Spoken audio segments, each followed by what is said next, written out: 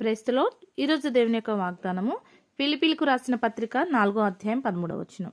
నన్ను బలపరచు అని అందే నేను సమస్తమును చేయగలను. దేవుడి వాక్యం దీవించునుగాక. ఆమేన్.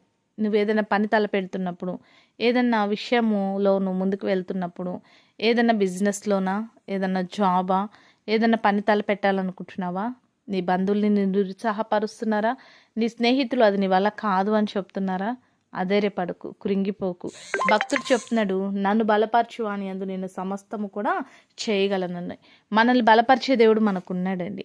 దేవుడు నీకు తోడుగా ఉన్నాడు, నిన్ను నడిపించేవాడుగా ఉన్నాడు, నీకు సహాయం చేయువాడుగా ఉన్నాడు, నిన్ను ధైర్యపరచు దేవుడుగా ఉన్నాడు. అందుకే నా దేవుని యందు నేను సమస్తము చేయగలను. నన్ను బలపరిచే దేవుని యందు నేను ఎప్పుడు కూడా దేవుడు మనల్ని నిరుత్సాహపరచడు. ఎప్పుడు కూడా బలహీనులను బలపరిచే దేవుడు, శక్తిహీనులకి బలాభివృద్ధిని కలగచేసే దేవుడు మన దేవుడై ఉన్నాడు. కాబట్టి మనుషులను మాటలను బట్టి కృంగిపోక, ఆధైర్యపడక, భయపడక, నీకు ధైర్యం ఇస్తూ నిన్ను ప్రోత్సాహపరచు, నేను నడిపించే దేవుడు నీకున్నాడని గ్రహించి దేవుని బట్టి ధైర్యంగా ఉండి ముందుకు వెళ్ళు. అటు రీతిగా దేవుడు మిమ్మల్ని దీవించి ధైర్యపరిచి మీకు సహాయం చేయనుగాక.